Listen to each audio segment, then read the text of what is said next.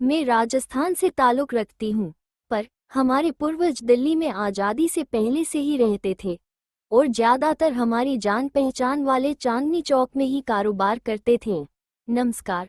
आज की कहानी एक ऐसे बच्चे की है जिसने अपनी सूझबूझ से फर्श से अर्श तक पहुँच गया। बात उन दिनों की है जब चांदनी चौक अपनी रौनक और व्यापार के लिए मशहूर था। मेरे पिताजी के मामा, जो रिश्ते में मेरे दादा लगते थे, हर रोज़ की तरह सुबह सुबह वह अपने काम के सिलसिले में चांदनी चौक पहुँचे। ठंडी सुबह थी, हल्की धुंध चारों ओर फैली हुई थी। दुकानें धीरे धीरे खुल रही थी। लोग अपने अपने कामों में जुटे हुए थे।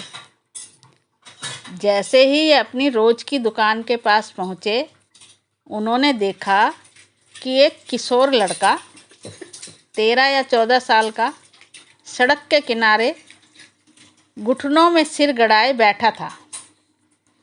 ठंड इतनी थी कि लोग गर्म कपड़ों में भी लिपटे हुए थे, लेकिन उस लड़के के शरीर पर सिर्फ एक पतली सी कमीज थी।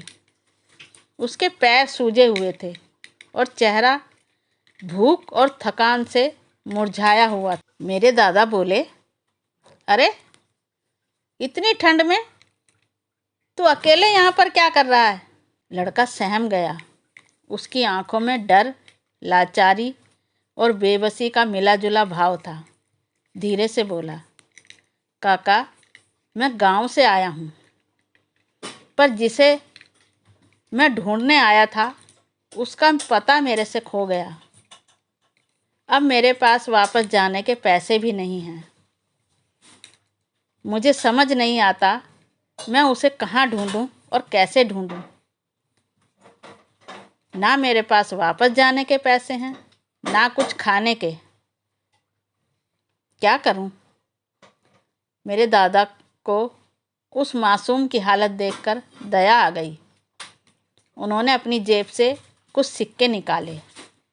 उस ज़माने में 4 आने, 8 आने यानी 25 पैसे और 50 पैसे बहुत मायने रखते थे। सिक्के लड़के की हथेली पर रखते हुए बोले, बेटा, इससे कुछ खा लेना, और हाँ, यहीं बैठना। मैं थोड़ी देर में आता हूँ और तुम्हें तुम्हारे घर भिजवाने का इंतज़ाम करता हूँ। मेरे दादा अपना काम निपटाने के बाद जब वापस आए, वह लड़का वहाँ नहीं था। उन्होंने बहुत ढूंढा, आसपास के दुकानदारों से भी पूछा, लेकिन किसी को कुछ पता ही नहीं था। धीरे धीरे समय बीतता गया और मेरे दादा भी इस घटना को भूल गए। सालों बाद मेरे दादा जब बहुत बूढ़े हो चुके थे, उम्र के साथ उनकी आंखें भी कमज़ोर हो गई थी। अब यह बहुत कम बाहर निकलते थे। एक दिन किसी काम से बाहर गए तो रास्ते में एक बड़ी शानदार मिठाई की दुकान दिखाई दी। दुकान बहुत मशहूर लग रही थी। साफ सुथरी, गद्दी पे एक सेठ बैठा हुआ, ग्राहकों की भीड़, मिठाइयों की सुगंध उस दुकान में भरी हुई थी। मेरे दादा ने मिठाई खरीदने के लिए दुकान में कदम रखा और मिठाइयों का भाव पूछने लगे। तभी एक लंबा, मजबूत, कद-काठी वाला व्यक्ति तेजी से दुकान के अंदर आया और बिना कुछ कहे झुककर दंडवत प्रणाम किया। मेरे दादा चौंक गए। बेटा, कौन हो तुम? मैं तो तुम्हें नहीं पहचानता। व्यक्ति की आंखें चमक उठी। उसने हाथ जोड़कर कहा, बाबा, क्या आपने मुझे नहीं पहचाना? फिर बिना रुके उसने अपने हाथों से मेरे दादा को गद्दी पर बिठाया और भावुक होकर बोला, बाबा, मैं वही लड़का हूँ जिसे आपने सालों पहले 50 पैसे दिए थे।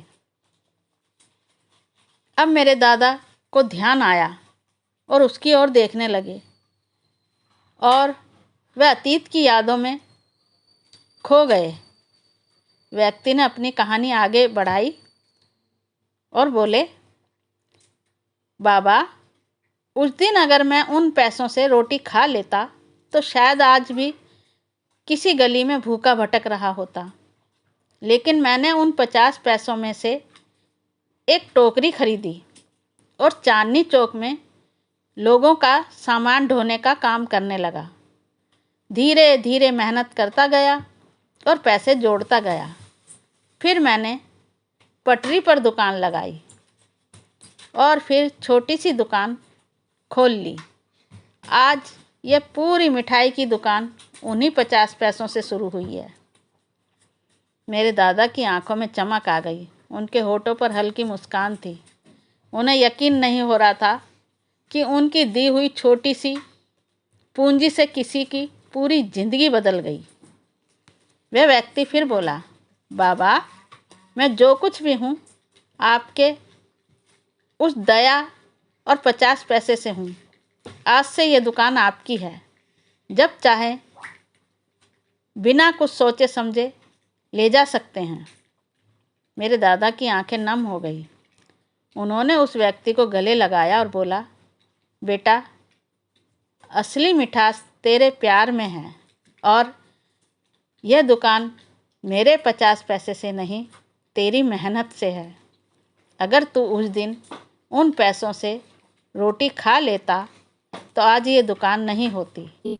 मेहनत का फल कभी बेकार नहीं जाता। मेहनत जरूर रंग लाती है। कामयाबी एक दिन में नहीं मिलती पर एक दिन मिलती जरूर है। बेटा, खुश रहो। इस बच्चे की कहानी पर सब्सक्राइब तो बनता है। और बताओ, अगर तुम उस बच्चे की जगह आप होते तो उन पैसों का क्या करते? लाइक और शेयर करके कमेंट जरूर करें। धन्यवाद।